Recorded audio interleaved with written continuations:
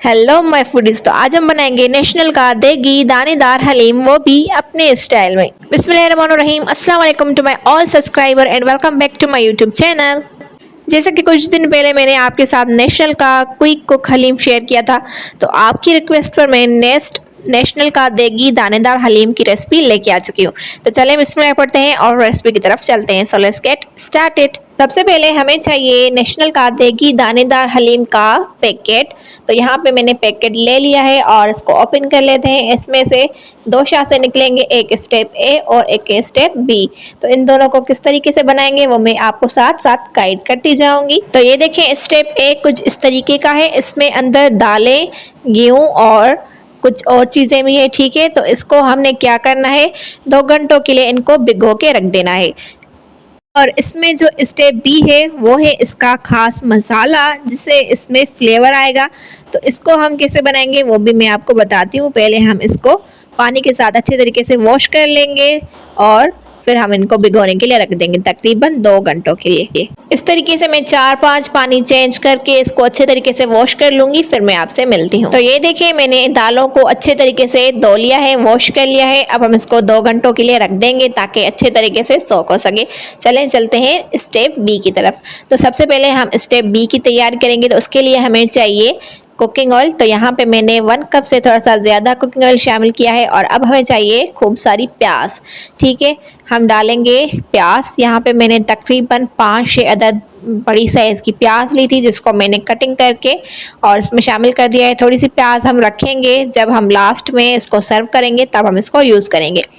चलें जी, अब प्याज को अच्छे तरीके से लाइट गोल्डन होने तक पकाएंगे। वैसे तो मैं जब भी हलीम बनाती हूँ तो एक तरफ स्टेप ए की तैयारी करती हूँ और एक तरफ स्टेप बी की, दोनों की कुकिंग में साथ साथ करती जाती हूँ। पर आज मैं आपको स्पेशली रेसिपी बताने लगी हूँ, इसलिए मैं आपको अच्छे तरीके से गाइड करूँगी ताकि आपको समझ आए। तो यहाँ पे देखें, प्याज हमारी अच्छे तरीके से लाइट गोल्डन हो चुकी है। इसमें से हाफ प्याज हम निकाल लेंगे।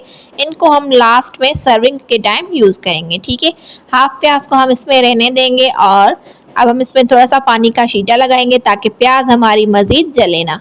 3-4 टीस्पून वाटर इसमें ऐड कर देंगे, उसको अच्छे तरीके से मिक्स कर देंगे। अब हम इसमें ऐड करेंगे मीट। आप चाहें तो मीट में बनाएं, चाहें तो चिकन में बनाएं, जैसे आपकी मर्ज़ी। तो हम बनाएंगे आज बीफ में। ठीक है, तो मैंने यहाँ पर बीफ की बड़ी बड़ी सी बूटियाँ ले ली है ताकि हमारा हलीम जो है वो रेशा रेशा मज़े का बने। ठीक है, इसलिए हमें बड़ी बड़ी बूटी चाहिए और गोश्त हमारा बोनलेस ही होगा। ठीक है, अगर आप चिकन यूज़ करेंगे तो चिकन बोनलेस लेंगे, अगर मीट यूज़ करेंगे तो मीट भी आपने बोनलेस ही लेना है। और इसको अच्छे तरीके से बुनाई करेंगे तकरीबन 5 मिनट तक, जब तक इसका कलर चेंज ना हो जाए। तो 5 मिनट हमने गोश्त की अच्छे तरीके से बुनाई कर ली है, इसका कलर चेंज हो चुका है। इस स्टेज पर हम इसमें ऐड करेंगे हलीम मसाला। ये देखें, स्टेप बी जो हलीम मसाला था वो इसमें शामिल कर देंगे। पूरा का पूरा साशे आपने इसमें शामिल कर देना है और उसकी मज़ीद बुनाई कर लेनी है। और इसी स्टेज पर आपने इसमें ऐड करना है लहसुन अदरक का पेस्ट 1 टीस्पून भरकर। अब आपने इन सब मसालों की, गोश्त की अच्छे तरीके से बुनाई करनी है तकरीबन 10 मिनट तक। ठीक है, तो मिलते हैं 10 मिनट के बाद। तो अल्हम्दुलिल्लाह गोश्त की अच्छे तरीके से बुनाई हो चुकी है। आप देख सकते हैं कि मसाले अच्छे तरीके से बुन चुके हैं, ऑयल भी सेपरेट हो चुका है। तो अब हम इसमें ऐड करेंगे पानी। तो पैकेट के पीछे आपको सारी रेसिपी लिखी हुई मिलेगी। तो यहाँ पे लिखा हुआ है कि आपने 5 या 6 कप वाटर के ऐड करने हैं। ठीक है, तो हम इसमें ऐड करेंगे 5 कप वाटर के। ज़्यादा आपने वाटर ऐड नहीं करना, बस 5 कप ही ऐड करना है। अगर आप चाहें तो 4 कप भी ऐड कर सकते हैं, मगर 6 कप ना डालिएगा, वरना फिर हलीम जो है वो ज़्यादा पतला हो जाता है। तो यहाँ पे मैंने 5 कप पानी के शामिल कर दिए हैं और इसको अच्छे तरीके से मिक्स कर देंगे, कवर कर देंगे जब तक कि मीट अच्छे तरीके से टेंडर ना हो जाए। आपको गोश्त को इतना गलाना है कि गोश्त रेशा रेशा हो जाए। ठीक है, तो यहाँ पे मैं तकरीबन 20 मिनट के लिए इसको कुकर का ढक्कन लगा दूंगी ताकि जो मीट है वो अच्छे तरीके से टेंडर हो सके। अगर चिकन आप बनाएंगे तो चिकन 10-15 मिनट में अच्छे तरीके से टेंडर हो जाएगा। गोश्त को ज़्यादा टाइम लगता है, इसलिए हम यहाँ पर इसको 20 मिनट देंगे। तो 20 मिनट गुजर चुके हैं और हमारा गोश्त अच्छे तरीके से टेंडर हो चुका है। सीटी मैंने हटा ली थी, एयर इसकी सारी निकल चुकी है और हमने इसके ढक्कन को ओपन कर लिया है। अब अब लेंगे खूबसूरत सी मदानी और इसको अच्छे तरीके से रेशा रेशा कर लेंगे। तो ये देखें गोश्त को हमने बिल्कुल रेशा रेशा कर लिया है। आपको मैं चेक करवाती हूँ कि कितने अच्छे रेशे रेशे इसके बने हैं और गोश्त हमारा कितना मज़े का टेंडर हुआ है। ये देखें, तो स्टेप बी हमारा बिल्कुल रेडी है। इसको साइड पे कर देते हैं और चलते हैं स्टेप ए की तरफ। तो यहाँ पे मैंने एक बड़ा सा प्रेशर कुकर ले लिया है। आप चाहें तो देचकी में भी बना सकते हैं, अगर कुकर है तो ज़्यादा इजी रहेगा। तो अब हम इसमें ऐड करेंगे तकरीबन 10 कप ऑफ वाटर। यहाँ पे आपको लिखा हुआ मिलेगा कि आपने इसमें 12 कप वाटर के शामिल करने हैं, पर आपने इसमें 12 कप नहीं ऐड करने, आपने इसमें ऐड करने हैं 10 कप। ठीक है, तो कुकर में हमने 10 कप वाटर के शामिल कर लिए हैं। अब हम इसमें ऐड करेंगे वो दालें जिसको हमने भिगोने के लिए रख दिया था 2 घंटों के लिए, यानी कि स्टेप ए।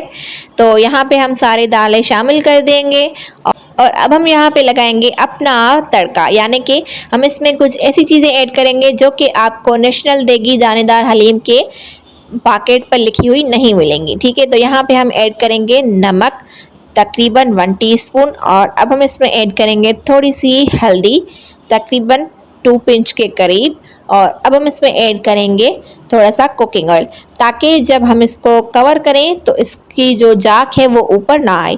और ये है लोटस रूट्स, सिंधी में हम इसको बोलते हैं पी, उर्दू में आप इसको क्या बोलते हैं या अपनी ज़बान में आप इसको क्या बोलते हैं, कमेंट सेक्शन में ज़रूर बताइएगा। तो यहाँ पे मैंने लोटस रूट्स लिए हैं और इसको भी हम इसमें शामिल कर देंगे। इससे क्या होगा, हमारा जो हलीम है वो ज़्यादा थिक बनेगा, ज़्यादा मज़े का बनेगा और ज़्यादा लशे लशेदार बनेगा। ठीक है, तो इसको आप लाजमी डालिएगा, अगर ना चाहें तो स्किप भी कर सकते हैं, डालेंगे तो ज़्यादा फ्लेवर आएगा। चलें जी, अब हम इसको अच्छे तरीके से बॉयल होने देंगे। तो दालें अच्छे तरीके से बॉयल हो चुकी हैं। अब हम इसको कवर कर देंगे तकरीबन 20 मिनट के लिए, ताकि दालें हमारी अच्छे तरीके से गल जाए। कवर कर देंगे और सीटी लगा लेंगे। 20 मिनट के लिए हमने इसको सीटी लगने देना है। मिलते हैं 20 मिनट के बाद। तो 20 मिनट गुजर चुके हैं और दालें हमारी बिल्कुल अच्छे तरीके से टेंडर हो चुकी हैं। आप देख सकते हैं कि कितनी अच्छे तरीके से दालें टेंडर हो चुकी हैं। चलें, अब हम इसको किसी भी ग्राइंडर जार में शिफ्ट कर लेंगे। आप चाहें तो इसको मदानी के साथ भी अच्छे तरीके से गोटा लगा सकते हैं, पर इस तरीके से करेंगे तो ज़्यादा ईजी रहेगा। अगर आपके पास जूसर ग्राइंडर जग है तो उसमें इसको डाल लें और इसको अच्छे तरीके से ग्राइंड कर लें। कवर कर लेंगे और इसको अच्छे तरीके से ग्राइंड कर लेंगे। इससे क्या होगा, हमारा जो कुकिंग प्रोसीजर है वो ज़्यादा फास्ट हो जाएगा। तो ये देखिए, मैंने इसको अच्छे तरीके से ग्राइंड कर लिया है। सारे हलीम को, सारे दालों को हमने अच्छे तरीके से ग्राइंड कर लिया है। इसको वापस कुकर में ऐड करेंगे। आप चाहें तो पतीले में भी ऐड कर सकते हैं। इसको अभी हमने कुकर का ढक्कन वगैरह कुछ नहीं लगाना।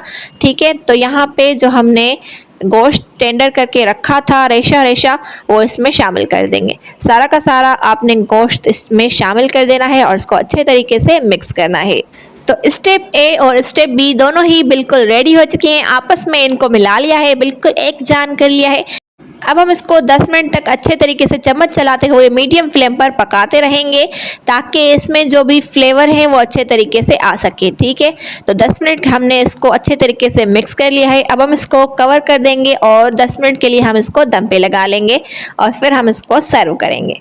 तो मिलते हैं 10 मिनट के बाद। तो हाँ, 10 मिनट गुजर चुके हैं और अल्हम्दुलिल्लाह हमारा मज़ेदार सा नेशनल का देगी दानेदार हलीम खाने के लिए बिल्कुल रेडी है। ब्राउन प्याज, कच्ची प्याज, हरा धनिया, हरी मिर्चें और खूब सारा लेमन डाल के आप इसको सर्व करें और मज़े करें, मज़े करवाएं। ये था आज का मज़ेदार सा हलीम जो कि मैंने आपके साथ शेयर किया है। तो आई होप कि आज की रेसिपी आप सबको बहुत ही पसंद आई होगी। If you like it so don't forget to like, share and subscribe. इसी के साथ मुझे जीजी का इजाज़त, फिर मिलेंगे एक न्यू रेसिपी के साथ। तब तक के लिए अपना बहुत सारा ख्याल रखिएगा और मुझे अपनी दुआ में याद रखिएगा। हमेशा हंसते मुस्कुराते और मेरे रेसिपीज़ को लाइक करते रहें। बाय बाय, अल्लाह हाफिज़, thanks for watching, take care, subscribe for more recipes, love you all.